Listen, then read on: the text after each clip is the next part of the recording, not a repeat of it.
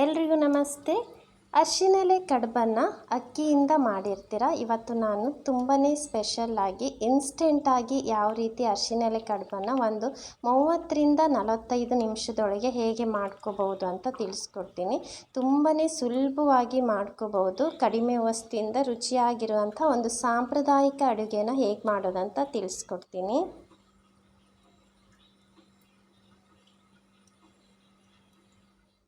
ಮೊದಲು ಇದಕ್ಕೆ 1.5 ಕಪ್ಪಷ್ಟು ರವೆಯನ್ನು ತೊಗೊಂಡಿದ್ದೀನಿ. ನಾನಿಲ್ಲಿ ಬಾಂಬೆ ರವೆ ತೊಗೊಂಡಿದ್ದೀನಿ. ಚಿರೋಟಿ ರವೆಯನ್ನು ಸಹ ತೊಗೋಬಹುದು. ನಂತರ ಇದೊಂದು 5 ನಿಮಿಷ ಇದನ್ನು ನಾನು ಹುರಿತಾ ಇದ್ದೀನಿ. ಈ ರೀತಿ ಹುರಿದು ಬಿಟ್ಟು ಹಾಕೋದ್ರಿಂದ ಸ್ವಲ್ಪ ಹಸಿ ಆಗಿರಲ್ಲ. ಹುರಿದು ಬಿಟ್ಟು ಹಾಕಿದರೆ ರುಚಿಯು ತುಂಬ ಚೆನ್ನಾಗಿರುತ್ತೆ. ನೀವು ಚಿರೋಟಿ ರವೆನೂ ಸಹ ಹೀಗೆ ಹುರಿದು ಬಿಟ್ಟು ತೊಗೋಬೋದು. ಒಂದು 5 ನಿಮಿಷ ಹುರಿದ ನಂತರ ಇದನ್ನು ಮಿಕ್ಸಿ ಜಾರ್ಗೆ ಹಾಕ್ಕೊಳ್ತಾ ಇದ್ದೀನಿ. ಚಿರೋಟಿ ರವೆ ತೊಗೊಂಡ್ರೆ ಅದನ್ನು ರುಬ್ಬೇಕಂತಿಲ್ಲ, ಹಾಗೇ ಬಳಸ್ಕೋಬೋದು. ನಾನಿಲ್ಲಿ ತೆಂಗಿನಕಾಯಿ ತುರಿಯನ್ನು ಸಹ ಹಾಕ್ಕೊಳ್ಳೋದ್ರಿಂದ ಅದನ್ನು ಸಹ ಎರಡು ಒಟ್ಟಿಗೆ ಮಿಕ್ಸಿಗೆ ಹಾಕ್ಕೊಳ್ತಾ ಇದ್ದೀನಿ. ನಂತರ ಒಂದು 3/4 ಕಪ್ಪಷ್ಟು ತೆಂಗಿನಕಾಯಿ ತುರಿಯನ್ನು ಹಾಕ್ಕೊಳ್ತಾ ಇದ್ದೀನಿ.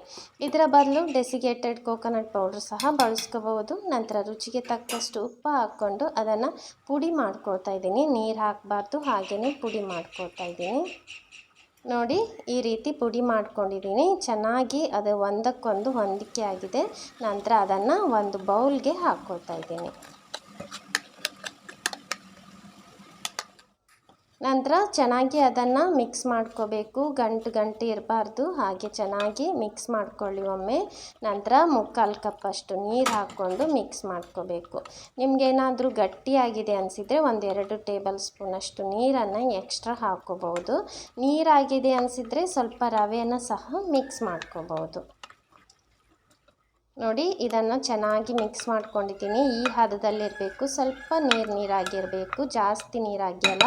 ಯಾಕೆಂದರೆ 10 ನಿಮಿಷ ಅದನ್ನು ಬಿಡೋದ್ರಿಂದ ರವೆ ನೀರನ್ನು ಚೆನ್ನಾಗಿ ಅಬ್ಸರ್ವ್ ಮಾಡ್ಕೊಳ್ಳುತ್ತೆ. ಆಮೇಲೆ ಸ್ವಲ್ಪ ಗಟ್ಟಿಯಾಗಿ ಬರ್ತದೆ.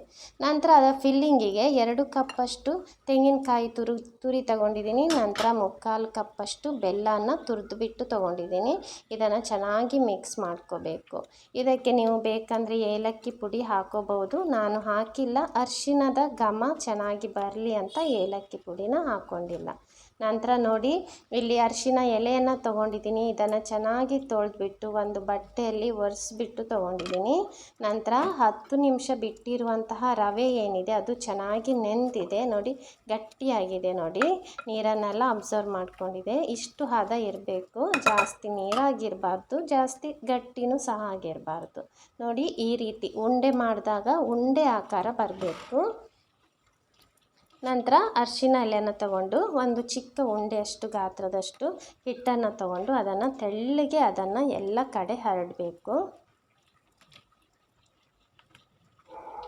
ಆದಷ್ಟು ತೆಳ್ಳಗೆ ಹರಡಿ, ಕೈಗೆ ಅಂಟೋದಿಲ್ಲ. ಅಂಟುತ್ತೆ ಅನ್ನೋ ಆಗಿದ್ದರೆ ಸ್ವಲ್ಪ ನೀರನ್ನು ಕೈಗೆ ತಾಸ್ಕೊಂಡು ಈ ರೀತಿ ಚೆನ್ನಾಗಿ ಹರಡ್ಕೋಬೇಕು.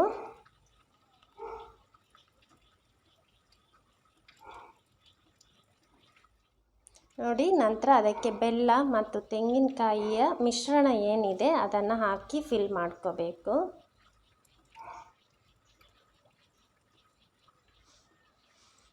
ನೋಡಿ, ಇದನ್ನು ಫಿಲ್ ಮಾಡಿಕೊಂಡು ಈ ರೀತಿ ಸಹ ಕ್ಲೋಸ್ ಮಾಡ್ಕೋಬಹುದು. ಮತ್ತು ಇನ್ನೊಂದು ವಿಧಾನ ತೋರಿಸ್ತೀನಿ. ಈ ರೀತಿ ಕ್ಲೋಸ್ ಮಾಡಿಬಿಟ್ಟು ಸ್ವಲ್ಪ ಪ್ರೆಸ್ ಮಾಡಿ ಬೆಲ್ಲ ಮತ್ತು ಹಿಟ್ಟೇನಿದೆ ಸ್ವಲ್ಪ ಹೊಂದಿಕೆ ಆಗುತ್ತೆ.